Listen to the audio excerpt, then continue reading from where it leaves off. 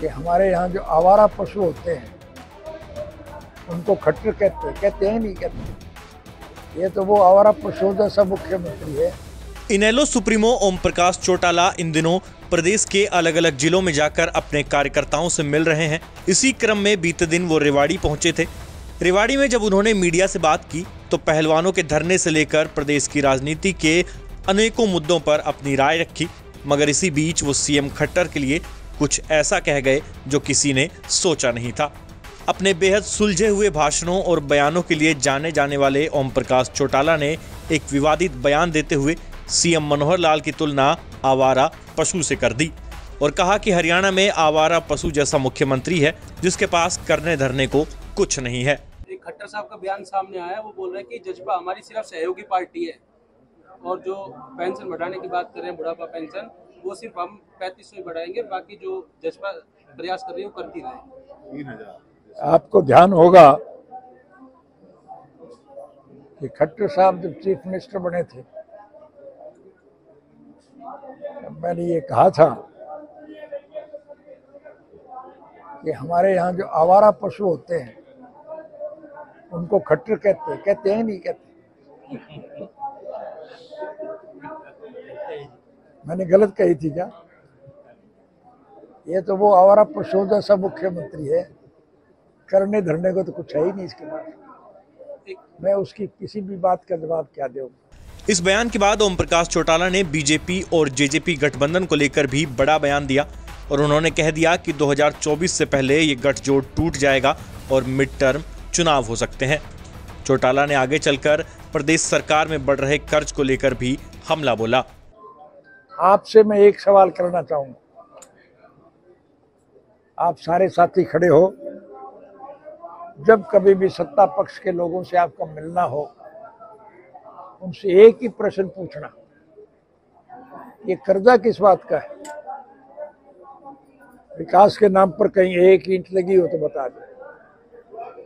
जो सड़कें हमारे वक्त में बनी थी वो टूट गई, उनकी मरम्मत तक नहीं हो रही।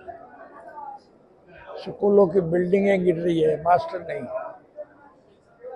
अस्पतालों में दवाई नहीं है, डॉक्टर नहीं, महंगाई निरंतर बढ़ रही है, बेकारी और बेरोजगारी से हर आदमी परेशान, महिलाओं को जो दिक्कत आ रही है वो मैंने बताई। तो आप उनसे पूछना कि ये कर्जा किस बात का है? कहीं के साथ पैसा तो उन्होंने खर्च ही नहीं किया, उल्टा इससे भी तसल्ली नहीं हो रही, उन्होंने वृद्धावस्था पेंशन खत्म करके भी वो पैसा खा लिया। वृद्धावस्था पेंशन तो सरकार के खजाने से मिलती है ना, वो खत्म कर दी।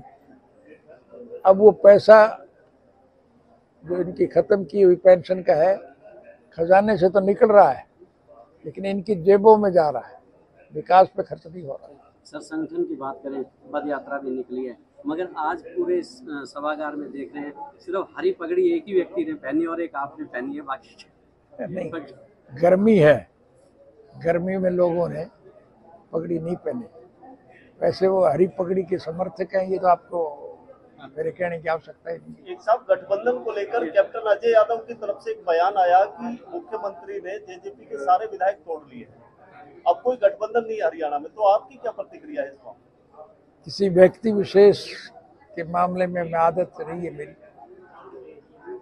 मैंने ये बात कही नहीं। अच्छा आपने पूछ ली, अब आपको 2024 का इंतजार नहीं करना पड़ेगा, ये गठबंधन टूट जाएगा।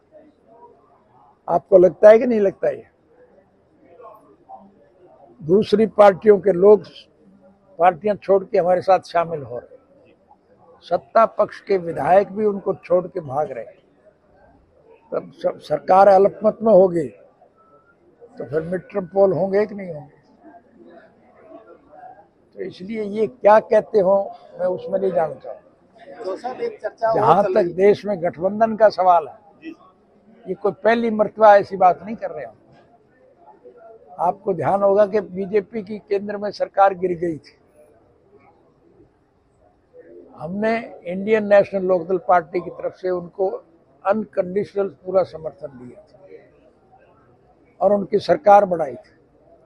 स्वर्गीय अटल बिहारी वाजपेयी प्रधानमंत्री बने थे, उन्होंने बारहा हमें कहा कि आप कोई अपना नुमाइंदा दे, मैं मंत्री बनाऊं।